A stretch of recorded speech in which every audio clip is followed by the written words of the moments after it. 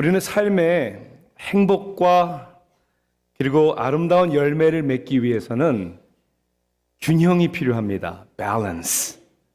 균형이 필요하다는 의미는 두 가지가 다 절대적으로 필요한 것이고 이 두 가지 중에 한쪽으로만 치우치면 안 된다는 것이겠죠. 이 두 가지는 상호 의존적인 것입니다. 우리들의 신앙 생활도 마찬가지입니다. 신앙 생활. 우리의 신앙이 있어야 하고 그 신앙에 근거한 우리들의 생활, life, 삶이 있어야 되는 것이죠. 그래서 우리는 에베소서 말씀을 강해를 시작하면서 에베소서는 6장까지 되어 있다. 거기에는 균형이 있다고 그랬습니다. 1장부터 3장까지는 우리들의 신앙에 대한 그 기초. 다시 얘기하자면 하나님이 우리를 위하여 먼저 하신 일. 그리고 4장부터 6장까지의 두 번째 파트는 그 신앙의 기초를 둔 우리의 삶의 관계, 모습, 열매들. 그래서 오늘은 10번째 설교로 그 첫 파트의 마지막 3장의 부분을 오늘 말씀을 나누고자 합니다. 성경은 에베소서 3장 14절부터 21절까지의 말씀이 됩니다. 신약성경 313면에 있는 말씀, 제가 하나님의 말씀을 읽도록 하겠습니다. 이러므로 내가 하늘과 땅에 있는 각 족속에게 이름을 주신 아버지 앞에 무릎을 꿇고 비노니 그의 영광의 풍성함을 따라 그의 성령으로 말미암아 너희 속사람을 능력으로 강건하게 하시오며 믿음으로 말미암아 그리스도께서 너희 마음에 계시게 하시옵고 너희가 사랑 가운데서 뿌리가 박히고 터가 굳어져서 능히 모든 성도와 함께 지식에 넘치는 그리스도의 사랑을 알고 그 너비와 길이와 높이와 깊이가 어떠함을 깨달아 하나님의 모든 충만하신 것으로 너희에게 충만하게 하시기를 구하노라. 우리 가운데서 역사하시는 능력대로 우리가 구하거나 생각하는 모든 것에도 넘치도록 능히 하실 이에게 교회 안에서와 그리스도 예수 안에서 영광이 대대로 영원 무궁하기를 원하노라. 아멘. 자기도 성공하고 싶어 부자가 되기 싶어하는 한 젊은이가 백만장자가 되신 한 노인에게 그 비결이 뭐냐고 물었습니다. 노인은 자기가 젊었을 당시에 아주 경제가 좋지 않고 힘들었을 때 어떻게 부자가 되었는지를 이렇게 설명을 합니다. 그때 자기 수중에 있는 돈은 몇 불밖에 안 됐대요. 그래서 그 돈을 가지고 시장에 가서 과일을 사다가 깨끗이 닦아서 아주 먹음직스럽게 그리고 시장 사람들에게 팔았대요. 팔아서 이윤을 남기면 그걸 가지고 또 시장에 나가서 과일을 더 사다가 또 깨끗이 닦아서 먹음직스럽게 보여서 사람들에게 팔고 젊은이가 이제 그래서요. 어떻게 됐어요? 계속 반복했다는 거예요. 젊은이가 이렇게 얘기합니다. 아니 도대체 그렇게 해서 백만장자가 되는 기간이 얼마나 걸렸냐고. 그랬더니 한 3개월? 한 석 달 정도 걸렸다는 거예요. 어떻게 3개월 만에 그렇게 백만장자가 되었냐고. 이 노인이 이렇게 얘기를 합니다. 제가 그렇게 하다가 3개월 되니까 우리 아버님이 돌아가시면서 유산을 많이 남겨주셨다고. 아버지가 부자가 아니면 어떡하죠? 여러분의 아버지가 부자이신 거 여러분 아십니까? 비록 우리 육신의 부모님은 부자가 아니더라도 뭐 세상에서 자랑할 만한 것이 뭐 없다 할지라도 우리의 믿음의 아버지 되시는 하늘 아버지는 참으로 부유한 분이십니다. 그 하나님께서 우리를 하늘의 모든 신령한 복으로 우리에게 복을 주셨다라고 말씀하고 있는 것이죠. 에베소서의 큰 주제는 그래서 부요한 성도, 하나된 교회, 사랑하는 성도 여러분, 부유하다는 것이 여러분 물질의 문제라고 생각하십니까? 절대로 그렇지 않습니다. 세상에는 물질은 많은데 가난하게 사는 사람들이 있고요. 물질은 좀 부족하지만 부유하게 행복하게 사는 사람들도 있습니다. 이것은 우리의 정체성의 문제고 우리의 삶의 내면의 세계의 문제지 절대로 환경이나 형편의 문제는 아니라는 것이죠.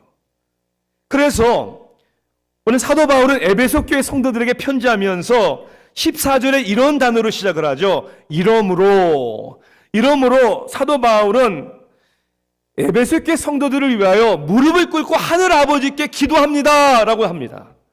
이러므로는 이제까지 1장부터 3장 13절까지 예수 그리스도 안에서 우리가 얼마나 부요한 사람인가를 그 진리를 근거로 말씀하고 있는 것이죠. 그래서 우리는 그리스도 안에서 우리는 새로운 신분의 사람들이다.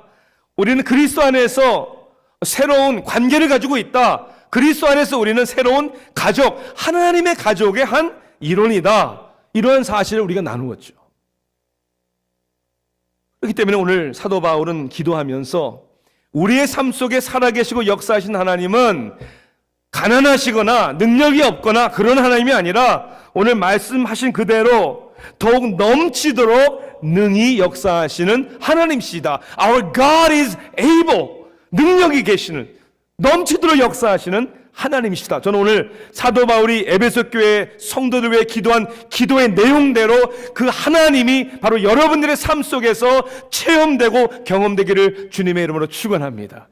우리 하나님은 넘치시는 하나님이신데 어떤 하나님인가? 특히 하나님의 어떤 부분들을 우리가 말씀 가운데 깨달아야 하는가? 첫째는 더욱 넘치게 하시는 하나님의 능력입니다. 하나님의 능력. 대부분의 사람들은 하나님이 능력의 하나님이라는 것을 머리로 지식적으로는 압니다. 그런데 그 하나님의 능력을 내 삶 속에서 실감하지 못하는, 경험하지 못하는 경우가 참 많은 것 같습니다. 여러분 왜 그럴까요? 어느 꼬마 아이에게 물어봤어요. 너 에디션, 덧셈 할 줄 아니? 그랬더니 할 줄 안돼요. 정말 할 줄 아는지 물어봤어요. What is 2 plus 2? 그랬더니 손가락에 세는 거예요. 4. 맞았어요. 3 plus 4. 막 세더니 7. 답을 얘기하는 거예요. 아유, 얼마나 잘하나. 6 plus 7. 그랬더니 막 세더니 I ran out of fingers. 이제 손가락이 더 이상 없다는 거예요. 손가락이 10개니까 10개가 전부라고 아는 아이에게 그 이상의 숫자를 경험하지 못하는 것처럼 우리가 때로는 내 삶의 경험, 내 삶의 지식을 그 한계 속에서 하나님이 얼마나 위대하시다는 것을 우리가 깨달지도 느끼지도 못할 때가 얼마나 많은지 모릅니다. 그 사도 바울은 이 하나님의 능력을 우리에게 어떤 언어의 표시로 표시를 했는가? 20절에 이렇게 표현을 했어요. 20절을 보실까요? 우리 가운데 역사하시는 능력대로 그랬어요. 어떤 능력이요? 우리가 구하거나 생각하는 모든 것에 더 넘치도록 능히 하실 이에게 그랬어요. 더 넘치도록이요. 영어는 이 단어를 뭐라고 했냐면 이렇게 번역합니다. Immeasurably more. measure 한다는 건 뭐예요? 잰다는 거죠. immeasurably 하면요. 잴 수 없다. 이 말은 헬라 원어를 보면은 hyper ekuperiso라는 뜻이에요. 그 말은 뭐냐면 헤아릴 수 없는 no ending, 끝이 없는 그런 뜻이에요. 비록 나의 한계는 그것밖에 모르지만 우리 하나님은 그 이상의 endless, 끝이 없는, 셀 수 없는 그러한 능력의 하나님이다. 그것을 또 이렇게 구체적으로 두 가지로 표현을 합니다. 여러분 20절 말씀을 다시 한번 자세히 보세요. 우리가 구하는 것이나 생각하는 것 그 이상 넘치도록. 여러분 구한다는 말이 뭡니까? 기도한다는 거죠. 우리가 기도하는 것보다 더 넘치도록이에요. 그러니까 우리가 기도하지 않아도 되는구나. 천만의 말씀. 기도해야 더 넘치도록 하시는 거예요. 사람들은 기도하면서 이런 갈등을 합니다. 무엇을 우리가 기도해야 되지? What should I pray for? 그리고 얼마나 더 기도를 해야 되지? 어떻게, 얼마나 오랫동안 기도해야 되지? 여러분, 무엇을 기도하고 얼마나 기도하느냐가 중요합니다. 그런데 가장 중요한 게 뭔지 아세요? 기도하는 겁니다. 기도하는 거예요. 때로는 내 기도가 다 표현 못해도, 내 기도가 부족해도 하나님은 우리가 기도하는 것 그 이상 넘치도록 하나님 하실 거니까 우리들의 해야 할 책임은 기도하는 겁니다. 두 번째는 이렇게 표현하죠. 우리가 생각하는 모든 것에 더 넘치도록 능히 하실 이에게. 생각이 뭐예요? 상상하는 거예요. 우리 그렇게 상상하잖아요. 아, 하나님이 내 삶 속에 지금 이 문제를 어떻게 해결하실까? 내 삶을 어떻게 인도하실까? 이 상황을 어떻게 벗어나게 하실까? 라는 our imagination, 우리 상상보다 더 넘치도록 그런 하나님이라는 거예요. 그러니 우리 하나님은 우리 교회가 얘기하는 것처럼 God is awesome, 놀라우신 위대하신 하나님이시다. 고린도전서 2장 9절은 하나님에 대해서 이렇게 표현합니다. 기록된 바 하나님이 자기를 사랑하는 자들을 위하여 예비하신 모든 것은 눈으로 보지 못하고 귀로 듣지 못하고 사람의 마음으로 생각하지도 못하였다 함과 같으니라. 얼마나 하나님의 사랑이 위대하면요, 그 눈으로 우리가 다 못 봐요. 그 귀로 다 들을 수도 없고요, 우리의 마음으로 다 생각할 수도 없다는 거예요. 사랑하는 성도 여러분, 이러한 우리의 기도나 생각하는 것보다 더 넘치도록 역사하시는 능력의 하나님을 믿는 사람들은 그 삶의 모습이 다릅니다. 어떻게 다를까요? 소극적인 삶을 안 삽니다. 적극적이고 도전적인 삶을 삽니다. 스티븐 코비가 쓴 성공하는 사람의 7가지 습관, 성공하는 사람들에게는 공통적으로 이런 습관들이 있다. 그 첫 번째를 뭐라고 얘기하죠? 주도적인 삶을 산다. 프로액티브한 삶을 산다. 자신에 대한 결국 책임을 지는 삶이라는 것이죠. 핑계와 이유를 대지 아니하고 책임지는 삶, responsibility. 그 책임이라는 단어는 responsibility는 response라는 단어와 ability라는 단어의 합성어잖아요. 그러니까 어떤 일이 있으면 그걸 반응을 하는데 그 반응할 수 있는 능력을 얘기하는 것이죠. 스티븐 코비는 이렇게 정의를 내립니다. 주도적인 사람들은 그들이 전혀 통제할 수 없는 상황에 대해 걱정하거나 거기에 관심을 두거나 집착하기보다는 통제할 수 있는 것들에 대해 자신의 시간과 노력을 쏟는다. 내가 어차피 할 수 없는 일 가지고 근심 걱정하지 않고 내가 할 수 있는 일들에 대하여 시간과 노력을 쏟는다는 거예요. 자, 이것이 하나님을 믿는 사람들에게 어떻게 적용이 됩니까? 아니, 하나님이 살아계시는데 이렇게 넘치도록 우리에게 역사하시는데 왜 우리가 주저앉아 있습니까? 왜 포기합니까? 왜 안 된다고 생각을 합니까? 이 믿음은 우리로 하여금 열악한 상황 속에서도 도전하게 만드는 것이죠. 세인트루이스 미주리주에 메리 넬슨이라는 여인이 살았습니다. 이 메리 넬슨이라는 여인에게는 자녀가 없는 그런 상처와 그 삶의 허전함을 늘 갈등하는 그런 여인이었죠. 근데 이 여인이 한 번은 프랜시스 쉐이프라는 기독교 작가, 목사님의 책을 읽었어요. 제목이 뭐냐면 How shall then we live? 그럼 우리가 어떻게 살아야 할 것인가? 즉 하나님을 믿는 사람들로서 그 믿음 때문에 우리가 어떤 삶을 살아야 할 것인가? 여기에 굉장한 많은 위로와 도전을 받은 거예요. 한 번은 자신의 집 정원에서 일을 하면서 기도를 했대요. 하나님 앞에 내가 어떻게 살아야 됩니까?를 기도를 하는데 하나님이 그 마음에 감동과 도전을 주시더래요. 자기는 자식이 없어서 허전하고 마음이 아픈데 어떤 감동을 주시냐면 수많은 여인들이 여러 가지 열악한 상황 가운데 아이를 가졌다가 낙태를 하는 경우가 많잖아요. 참 우리 말에는 너무나도 저주스러운 표현을 써요. 애를 어떻게 한다고요? 지운다고 하잖아요. 한국 사람들은. 여러분, 아니 무슨 낙서하다가 마음에 안 들면 지우개로 지우듯이 지우는 거 그게 맞는 겁니까? 그 영혼, 하나님이 주신 영혼인데, 그러니까 이 자매님이, 이 여인이 그걸 고민하고 하나님 그러면 그 영혼들을 위하여, 그 자매들을 위하여, 그 아이들을 위하여 내가 뭘 할 수 있습니까? 기도하다가 하나님 앞에 헌신을 한 거예요. 9개월 후에 그 기도를 한 후에 이 여인을 통하여 세인트루이스의 Pregnancy Resource Center라는 그런 아이를 가진 열악한 환경에 있는 여인들을 위하여, 그리고 그 아이들이 잘 태어나서 필요할 때는 입양할 수 있도록 도와주는 Pregnancy Resource Center를 세웠다는 거예요. 그게 1983년도 이야기입니다. 지금 이러한 센터는 아틀란타에도 여러 곳이 있고요. 미국 전역에, 그래서 이 사역을 통해서 수천 명의 사람들이, 수천 명의 생명들이 도움을 받는, 자신의 상처와 아픔 가운데 나약한 한 여인을 우리의 생각보다, 구하는 것보다 넘치도록 더 역사하시는 하나님이 아름다운 일을 맺어주시는 것이죠. 저는 이 여인의 하나님이, 이 에베소서에 나오는 하나님이 바로 여러분의 하나님이요 저의 하나님인 줄 믿습니다. 또한 또 넘치게 하시는 하나님의 능력만이 아니라 하나님의 사랑을 우리는 발견해야 됩니다. 하나님의 능력보다도 많은 사람들이 받아들이고 이해하고 그것을 경험하기 더 힘들고 어려운 것이 뭐냐? 그건 하나님의 사랑에 대한 거예요. 왜냐하면 이렇게 생각할 수 있는 거죠.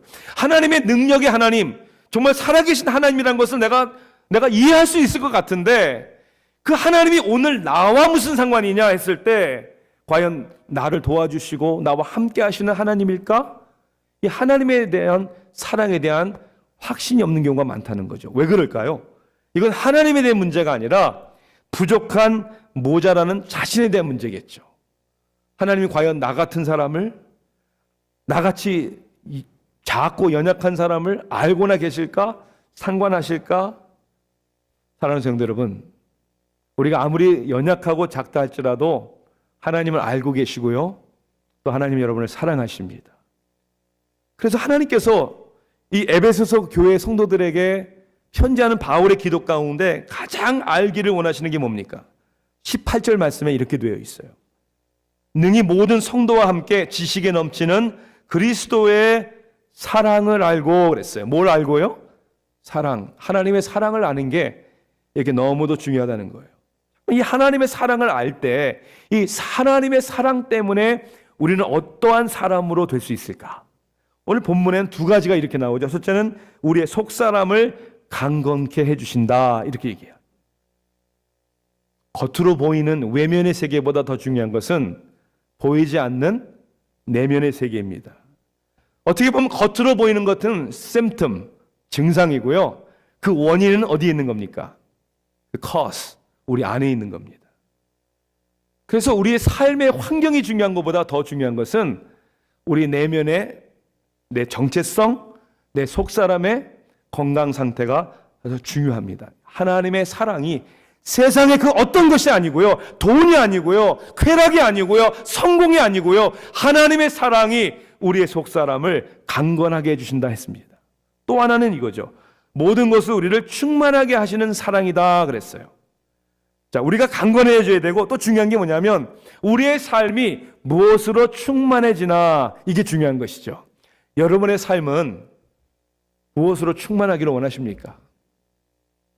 여러분의 뱅크 어카운트가 돈으로 가득 차면 행복해질 것 같아요? 여러분의 집을 최고급 가구로, 퍼니처로 가득 채우면 좀 편안할 수는 있죠. 그러나 행복을 약속하진 않아요. 여러분 차고 그라지에 최신형 럭셔리 차, 그것도 한 대도 아니고 두 대를 딱 세워놓으면 그것이 여러분의 삶을 행복하게 합니까? 아니요. 우리에게 필요한 것들이긴 하지만 우리의 삶을 행복하게 해주진 않습니다. 19절에 우리에게 이렇게 약속합니다. 그 너비와 길이와 높이와 깊이가 어떠함을 깨달아 하나님의 모든 충만하신 것으로 너희에게 충만하게 하시기를 구하노라. 하나님이 우리에게 충만하게 해주시는 것과 이 세상이 우리를 충만하게 해주는 것의 차이가 뭔지 아세요? 이 세상에서 우리를 충만하게 해주는 것은 절대 개런티가 없어요. 내가 원한다고 다 되는 것도 아니고 영원한 것도 아니에요. 다 지나갈 것이라고, 썩을 것이라고 얘기를 했죠. 그런데 하나님이 우리에게 충만하게 해주시는 것은 개런티되어 있는 것이고 그리고 영원한 것입니다. 그래서 하나님이 우리의 삶에 충만한 것이 너무나 중요한 거예요. 그분이 우리의 인생의 주인이 되는 게 제일 중요하단 말입니다. 로버트 멍거라는 사람이 쓴 소책자가 있어요. 제목이 뭐냐면 내 마음 그리스도의 집, My Heart Christ Home. 이 소책자에서 로버트 멍거라는 분은 우리 그리스도의 삶을 가정집으로 비유를 했어요. 손님이 찾아오듯 우리의 삶에 예수님이 올 때 예수님이 집에 찾아 들어온 것이죠. 들어오셔서는 우리의 삶의 집 구석구석을 다 들어가신다는 거예요. 예수님이 먼저 우리의 라이브러리, 서재에 들어오셔서 라이브러리에 있는 세상에 다 쓸모없는 쓰레기와 같은 책들을 다 버리시고, 이게 뭐냐면 우리의 마인드라는 거예요. 마인드. 우리의 생각, 우리의 가치관, 그리고 다 버리고 우리의 생각, 마인드에 하나님의 말씀을 채워주신다는 거죠. 우리 주님이 여러분의 식탁에도 굉장히 관심이 있습니다. 세상에 식욕으로 가득 찬 메뉴가 있는 여러분의 식탁, 물질 만능주의, materialism, 정욕, pleasure, 세상의 최고, 이 모든 것들, 그것을 다 치워버리시고 하나님은 여러분에게 겸손과 온유와 사랑 등의 믿음의 사람들이 갈망해야 하는 그러한 것들을 우리의 인생의 식탁 위에 올려놓으시죠. 하나님이 여러분의 리빙룸에도 관심이 있습니다. 여러분의 리빙룸이 뭘까요? 세상 사람들과 어울리는 자리. 어떤 사람들과 어울립니까? 누가 여러분들의 친구입니까? 여러분의 작업실도 들어가 보죠. 뭘 만들고 계시는지. 그리고 다 보이기 싫은 건 다 집어넣은 클로셋. 그것도 예수님은 다 열어보시는 거죠. 감춰진 부끄러운 죄의 것들.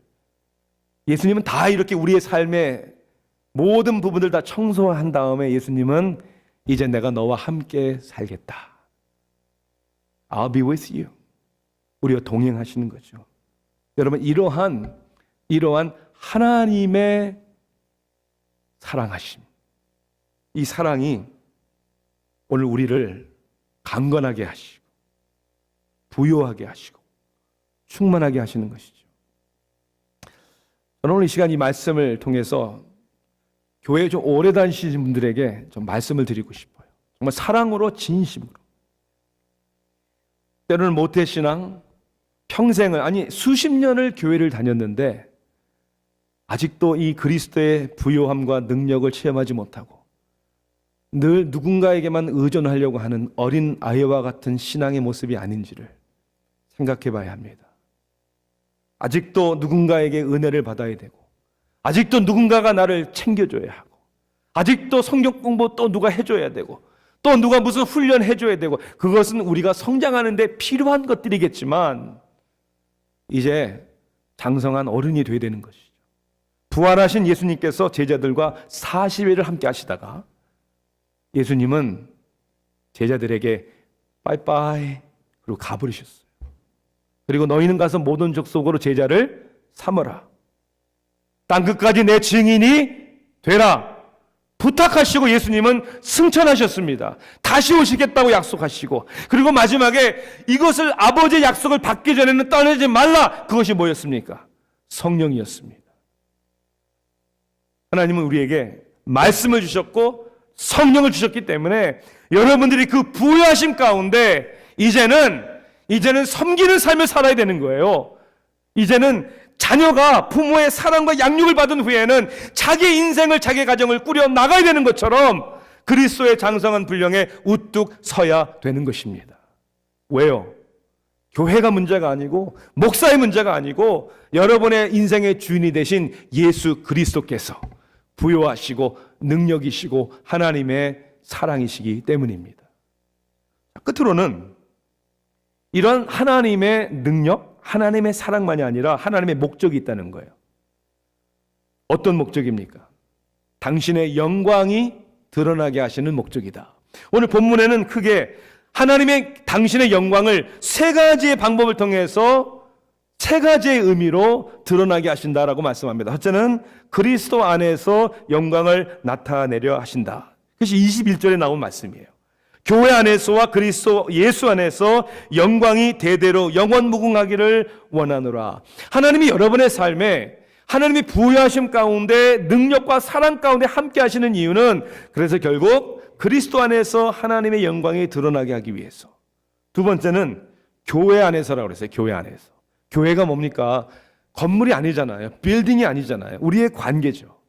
예수를 믿는 사람들, 우리가 그리스도로 말미암아 하나님께 영광을 돌리는 삶. 그런데 이 영광을 돌리는, 영광이 드러나게 하는 것은 잠시만이 아니라 영원하다고 얘기를 했어요. 영원토록.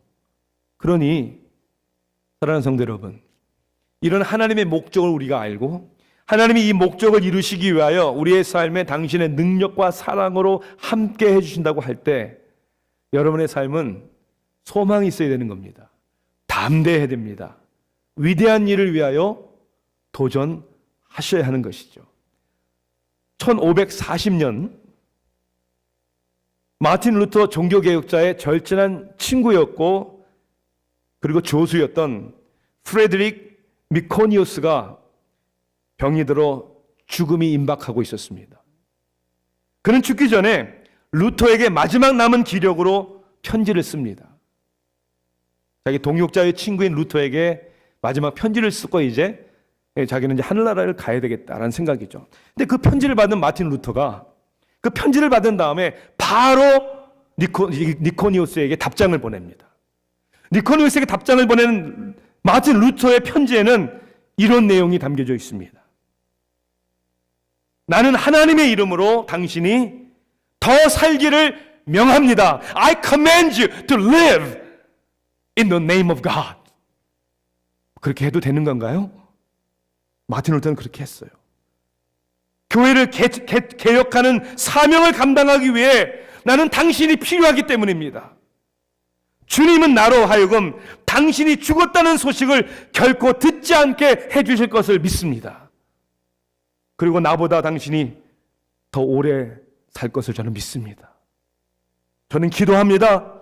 이것이 내가 원하는 바입니다. This is my will. 그리고 나의 뜻이 이루어지기를 원합니다. 왜냐하면 내가 구하는 것은 오직 하나님의 영광이 되기 때문입니다. 하나님의 영광을 위하여, 교회를 개혁하는 일을 위하여 마틴 루터는 자기에게 필요한 친구가 죽지 않을 것을 담대하게 예수 그리스도의 이름으로 명령하고 하나님 앞에 기도했다는 거예요. 이 편지를 받은 니코니우스는 편지를 읽는 가운데 힘을 얻습니다. 그리고 하나님이 바로 죽기 전에 그를 살려주십니다. 그리고 앞으로 6년을 더 삽니다. 6년을 더 사는 가운데 마틴 루터와 다른 종교개혁자와 더불어 하나님의 일을 감당합니다. 그리고 마틴 루터가 기도했던 대로 마틴 루터는 이 친구의 죽음의 소식을 듣지 못합니다. 왜요? 먼저 마틴 루터가 죽습니다. 그리고 그가 죽은 2개월 후에 그를 따라 주님의 품으로 니코니우스는 가게 됩니다. 사랑하는 성도 여러분, 내 뭘 먹을까 마실까 뭘 입을까 썩어져가는 지나가는 이 세상의 부귀영화가 아니라 하나님이 우리를 창조하신 목적을 위하여 이 세상을 살아가고 하나님의 사랑과 능력을 믿을 때 하나님께서 더욱 넘치게 하시는 그 역사가 다른 사람의 이야기가 아니라 저의 이야기, 여러분의 이야기가 될 줄 믿습니다. 여러분의 하늘 아버지는 그러한 넘치게 하시는 좋으신 하나님이십니다. 기도하시겠습니다. 사랑의 하나님, 우리 아버지, 때로는 세상의 육신의 아버지는 부족하기도 하고 때로는 우리와 함께 하지 않는 경우도 있겠지만